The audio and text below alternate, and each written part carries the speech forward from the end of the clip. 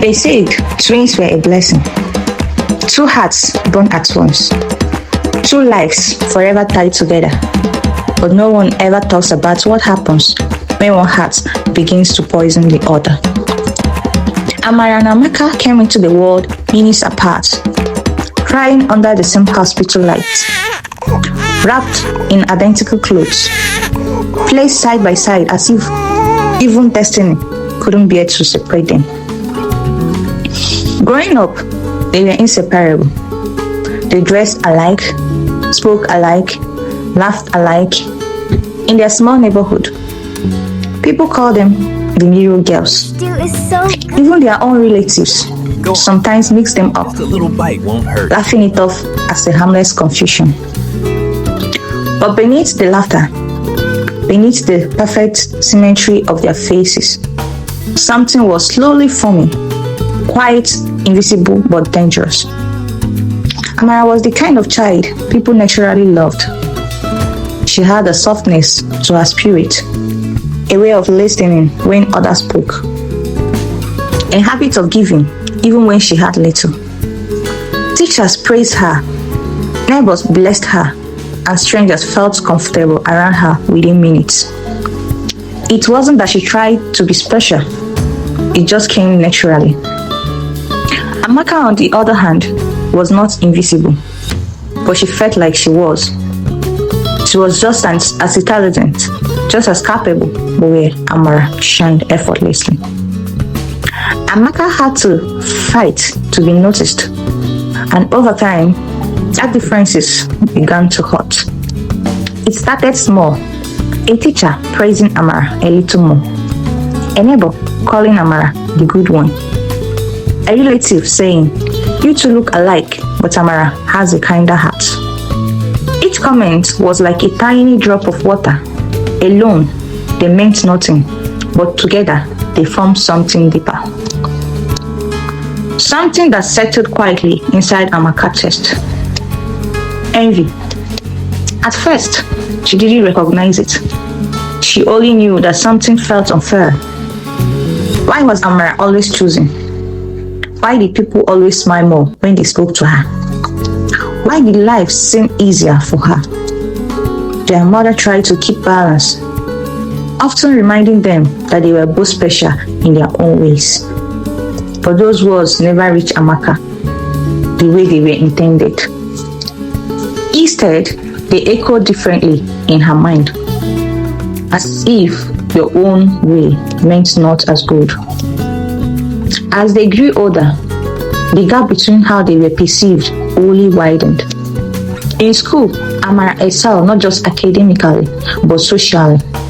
She was the girl everyone trusted, the one people turned to for help. Amaka, though brilliant in her own right, became quieter, more observant, more withdrawn. She began to compare everything. Amara's friends versus hers. Amara's compliments versus hers. Amara's life versus hers. And in every comparison, Amaka felt like she was losing. By the time they reached adulthood, their paths began to separate. Amara pursued a career in nursing, driven by her natural compassion. She quickly became respected, not just for her skills, but for her kindness. Patients spoke of her like she was more than a nurse, like she was hope. Amaka, on the other hand, chose business. She was ambitious, determined to prove that she could be just as successful, if not more. But the road was not kind to her. Her ideas were rejected. Opportunities slipped through her fingers. While Amara was rising steadily, Amaka felt like she was constantly starting over.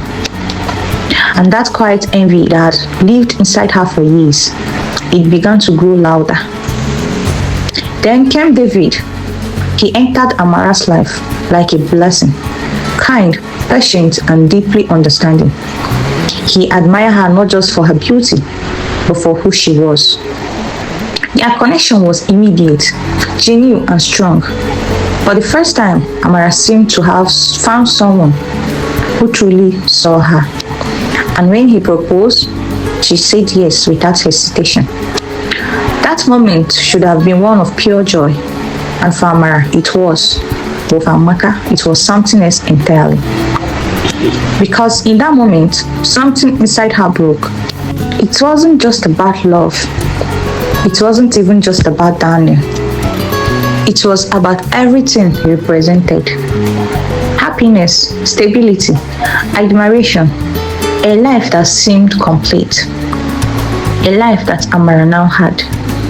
And for the first time, Amaka didn't just feel envious. She felt entitled. She convinced herself that life had been unfair to her for too long. That she had been overlooked, overshadowed, pushed aside, and slowly, dangerously, she began to believe that she deserved what her sister had. Even if it meant taking it. Amaka knew Amara better than anyone. She knew her habits, her routines, her password, her trust. She knew how she spoke, how she texted, how she expressed love. And that knowledge became the weapon she used against her. One night, while Amara slept, Amaka picked up her phone. Her heart raced, but her mind was steady. She opened Daniel's chat and typed a message that would change everything. I need space. I've been seeing someone else. She stared at the walls for a moment, her fingers hovering over the screen. There was still time to stop, but she didn't. She sent it. From that moment, everything began to unravel. Daniel was confused, hot, and deeply shaken. When he confronted Amaka, she had no idea what he was talking about. Her denial only made things worse. To him, it sounded like lies, and that was where Amaka stepped in. Calm, supportive, concerned. I think something is wrong with her, she said gently. She hasn't been herself lately. It was the perfect lie, because it didn't sound like a lie at all. Over the following days, Amaka carefully constructed a web of deception. She altered message, planted doubts, and slowly pushed Darling further away from Amara. At the time, she began to draw closer to him. At first, it was subtle, small conversations, moments of comfort, shared concerns. Then it grew. She studied him the way she had studied her sister, learning his weakness, his emotions, his needs. And then she did something unthinkable. She became Amara. Wearing similar clothes, mimicking her voice, choosing moments when doubt already clouded his mind. Amaka stepped into her sister's identity, and because they looked identical, because confusion had already taken root, Daniel didn't question it. He believed he was reconnecting with Amara, but he wasn't. He was falling into a carefully crafted illusion. Meanwhile, the real Amara watched her life fall apart. Friends became distant. Daniel stopped answering her calls. Whispers spread. Rumors of betrayal, of infidelity, of a character she didn't recognize as her own. She was losing everything, and she didn't even know why. The breaking point came on a cold evening under a sky heavy with rain. Amara stood in front of Amaka, her heart pounding with a mixture of fear and desperation. Tell me the truth, she said. What did you do? For a moment, Amaka said nothing. Then slowly she smiled, a small chilling smile. You always had everything, she said quietly. Now it is my turn. In that moment, the truth hit Amara like a storm. This wasn't a misunderstanding. This wasn't an accident. This was betrayal from the one person she trusted most. But lies, no matter how carefully built, cannot last forever. It started with a small mistake, a detail Amaka got wrong, a memory that didn't match, a moment that didn't feel right. Daniel began to notice. Confusion turned into suspicion. Suspicion turned into investigation, and slowly the illusion began to crack. The final confrontation was inevitable. All three of them stood in the same room. Tension, thick truth hanging in the air. Which one of you is Amara? Daniel asked, his voice shaking. Silence followed. Then Amara stepped forward, asked us something only I would know. The question began. Simple at first, then deeper, more personal. Amaka hesitated, and that hesitation was enough. The truth revealed itself, not through confession, but through failure. Daniel's face changed. Shock, anger, betrayal. You lied to me, he said, his voice heavy. Amaka didn't deny it, but by then it didn't matter, because the damage had already been done. Trust had been shattered, relationships destroyed, a bond that once seemed unbreakable had been torn apart. The mother wept when she found out, her voice breaking under the weight of disbelief. How could you do this to your own sister? Amaka, for the first time, broke down completely. Because I was tired of being second, she cried. But Amara shook her head, tears streaming down her face. You were never second, she said softly.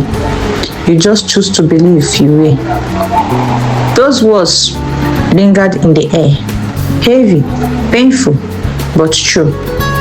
In the end, Amaka left, not because she was forced to, but because there was nothing left for her to stay for. The life she tried to take had collapsed. The family she betrayed could no longer look at her the same way. She walked away alone. Amara, though broken, slowly began to rebuild.